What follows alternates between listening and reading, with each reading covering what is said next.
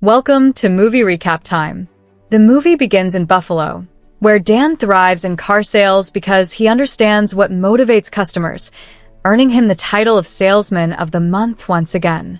His colleague Hal makes a flashy entrance to the dealership, or, hey, they want to go fast. But the rest of the staff thinks he's kind of weird. Dan leaves work early, excited to celebrate his anniversary. He clearly cherishes his family life in their peaceful suburban neighborhood. They have 3 children, Na, Kyle, and Max Na plans to follow her boyfriend to Iowa and change her college major, giving up her dreams of becoming a journalist, much to her parents' disapproval. Kyle, who struggles to talk to his father, barely says anything and instead goes to visit his friend Samir after Dan discourages his gaming habit. "Where you going, Samir again? You made me quit gaming so I'd make friends." "I made you quit gaming because blowing people's heads off 24/7 isn't exactly healthy, you know. You were supposed to babysit tonight. It's our anniversary." A fight breaks out between Na and Kyle over who will babysit Max. Dan steps in, assigning the duty to Na. Kyle heads to Samir's place and hands over $200 as rent for using his garage gaming setup.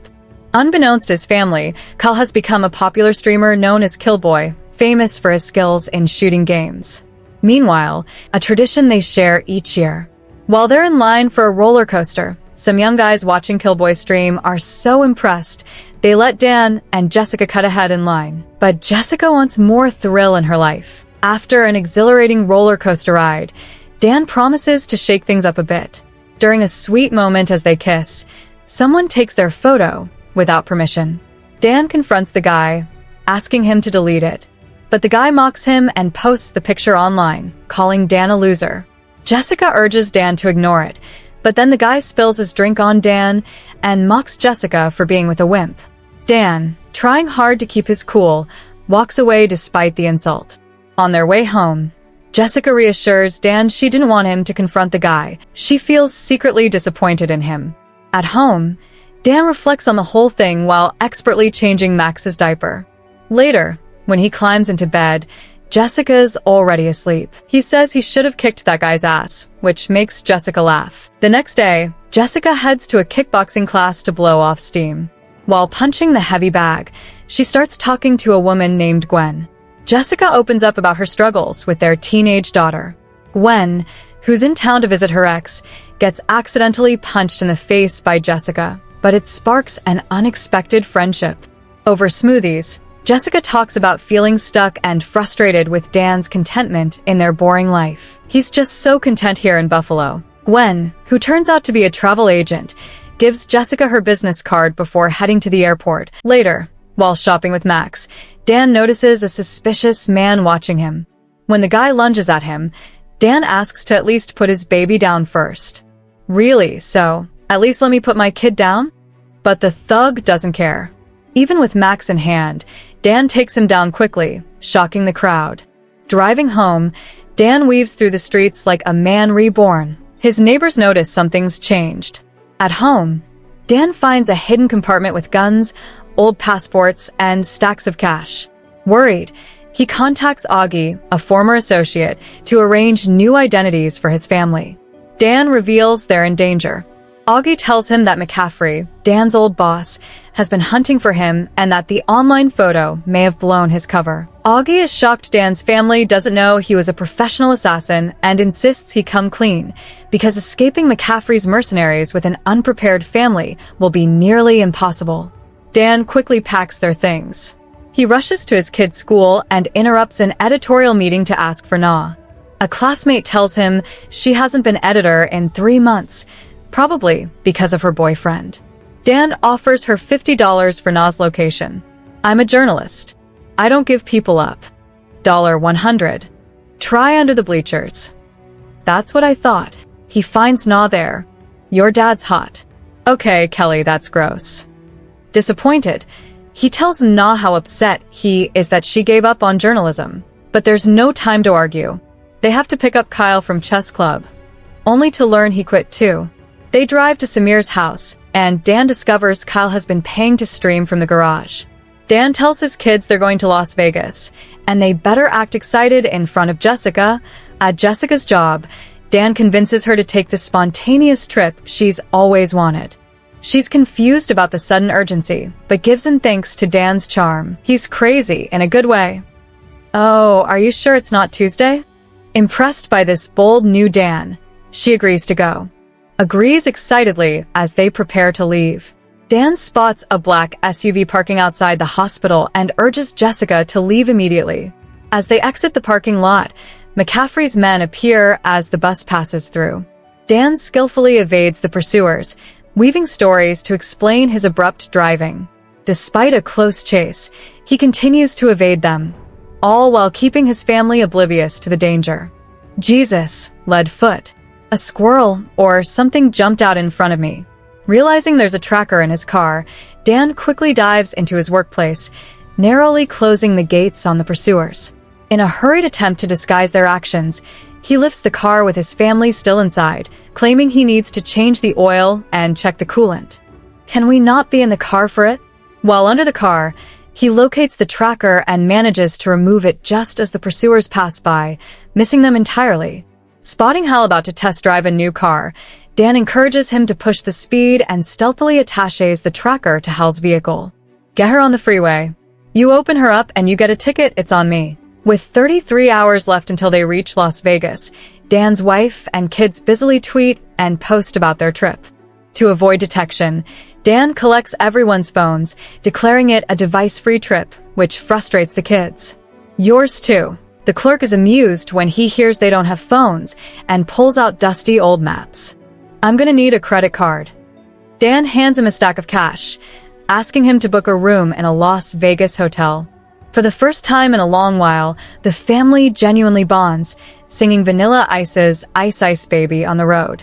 The parents and eventually the kids join in. What is Ice Ice Baby? Meanwhile, McCaffrey personally visits Dan's house. His tech guy discovers Kyle's identity as the popular streamer Killboy. McCaffrey orders all his men to locate and intercept the van. Kyle says he misses the old Nah with her own personality, who used to be cool. While they talk, a girl recognizes Kyle and asks for a photo with him in a bathroom. Along the way, Dan rehearses his confession to Jessica about his past life as an assassin, unsure how to break the news. Afterward, he goes to pay for the rooms. On his way out, Dan notices Kyle talking to that girl, which impresses the father. He asks Nah why the girl took a selfie with Kyle and why she calls him Killboy. Upon learning that his son is a popular gamer and the girl is going to post those pictures online, he tells the family that all the rooms are booked and they have to keep going. McCaffrey enlists a local motorcycle gang to track Dan. As they close in on a bridge, Dan notices 3 bikers. His family, lulled to sleep by calming music he plays through their headphones, remains unaware as he prepares his silenced gun. He tries to shake off the pursuers while his family bobbles their heads like bobblehead dog figures on a dashboard. His mirror is shot, but he manages to get rid of one, barely avoiding a crash. Only Max is awake, enjoying the activity. He even helps his father by handing him his milk as a weapon. Dan bumps the 3rd one, sending him flying. There's a little bit of a pothole there, Max. You see that? That guy was flying. After driving all night, Dan finally closes his eyes. But his family is awake, half a mile away from the college. Nah wants to attend. She argues her way into visiting it.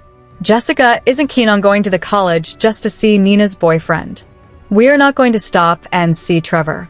Eventually, they visit the college, and the place is gorgeous, bustling with festivities. Dan tells Jessica that if they want Nah to listen to them, they should start listening to her first. So Jessica decides to show Nah what college life is really about. Mistaking her for a student from behind, one student offers Jessica a beer from a keg. She recalls her athletic college days and decides to show off her keg stand skills. That was awesome, actually. Beer me. The main reason Nah wanted to visit the campus was because her boyfriend Trevor attends this college. Kyle tells Nah, "You guys don't get Trevor. We get Trevor. We don't like Trevor. Ever since you've been dating him, you've been like a completely different person. He treats you like you deserve more." During a campus tour, Dan admits that he's impressed by her performance. She excitedly wonders what her life would be like if she hadn't abandoned her sports career, especially that keg stand. It was so freaking hot. Dan spots a suspicious German man on his phone and thinks he might be an operative for McCaffrey. He starts a conversation with the man, asking about his job. Jessica notices their strange conversation. Dan begins to speak German with the man so that his wife can't understand their dialogue. "All right, honey." When she leaves, the man shows what's inside his briefcase. What the hell is that? However, Dan realizes his mistake when he is unexpectedly attacked by a different individual. They start to fight in the chemistry lab while his family attends a tour just behind the wall. After a short scuffle, Dan incapacitates the assailant and rejoins his family shortly after to keep moving. But Na has gone to see Trevor. Na discovers Trevor cheating on her. "You're cheating on me?" Monogamy is just a construct of our Western repressive civilization. "I thought we were on the same page on that." She returns in tears. Dan attempts to comfort her with his stories, but realizes she doesn't need another dad lecture. Instead, he teaches her a martial arts move to inflict severe pain without lasting damage. Na uses this move on Trevor, taking a picture as he winces in pain, which boosts her spirits significantly. She returns to the van, appreciating her father more than ever. Back on the road, the family bonds even more.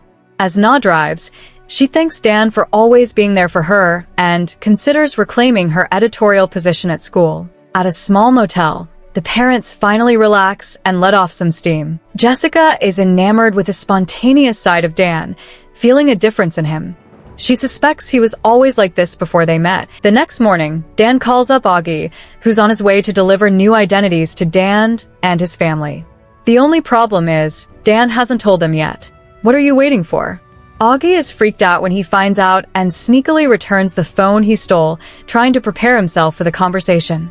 Kyle joins him, and they finally talk about him being a streamer. It's something he's really good at, like pro-level good. He tries to explain to Dan how important it is to him. "I know you think it's all just a waste of time, but it takes brains and reflexes. The Air Force recruits gamers." Yeah, maybe that's what I'm afraid of. He wants to prove it over a game of laser tag with Dan. Kyle proposes a bet. If he wins, he gets to start gaming again. If he loses, they'll play ball in the backyard for 6 months. They agree. The first to 3 tags wins. This should be easy for Dan, being an ex-assassin and all. He gets the first and second tags. "How are you doing this? At least I don't need a DNA test." Eventually, Dan gets the last one. Kyle feels conned, but the two grow closer. On their way to Vegas, they really bond, enjoying the trip. When they finally arrive in Las Vegas, they stay in one of the top suites in the city. Before settling in, Dan heads downstairs to meet Augie. "I gotta run downstairs for a sec. Don't let them raid the minibar, okay?" "That is not mini." Augie hands him their new identities and tickets for a one-way flight to Vancouver for a hefty price. Dan prepares himself, planning to tell Jessica the truth over a romantic dinner, while the kids babysit Max.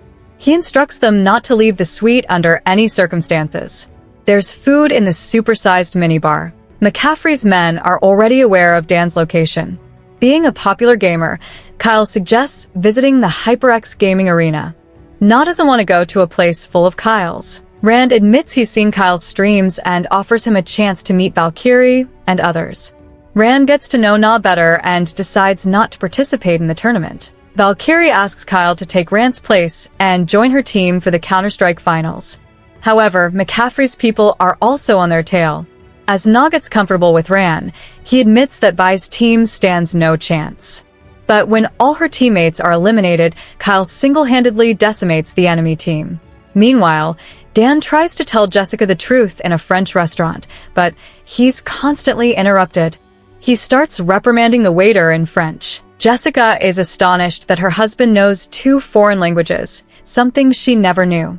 Lacking the courage to reveal the truth about his past life, Dan begins to explain it in French. Not understanding the meaning, he decides to postpone his confession a bit longer and go gambling with Jess. After a while, he decides to check up on the kids, but his call goes unanswered. So they head back upstairs. At the suite, Jessica is momentarily deceived by dummies set up to look like the kids sleeping. Setting Dan's mind at ease, she goes to freshen up. But an ominous silhouette appears in the background. She sets up a romantic atmosphere with music and love mist. Love mist, Jess. Thanks to the mist, Dan notices laser sights and dodges the bullets.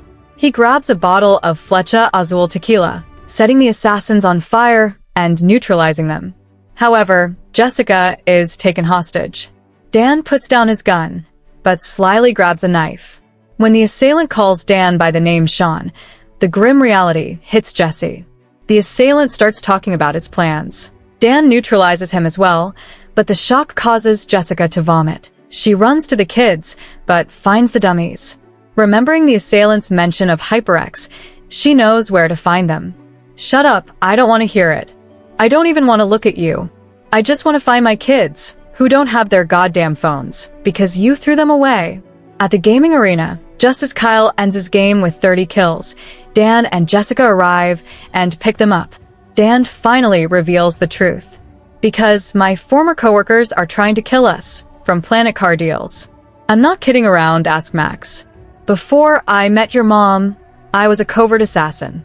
I escaped that life, and now they found us, until they're shot at. Taking cover behind a car, Dan neutralizes the mercenary. Now it's Kyle's turn to vomit. Everyone barfs the first time.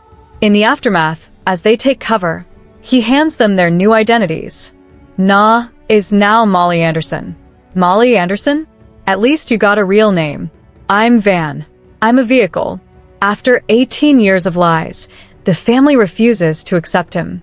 Jessica decides to leave him and take responsibility for the kids. Despite Dan trying to explain that it's not safe and McCaffrey will come after them, Jessica just tells him to make it safe and stay away from them.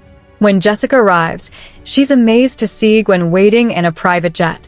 What are you doing here? I'll just come get you myself. On the jet, Gwen tells Jessica about her ex in Buffalo.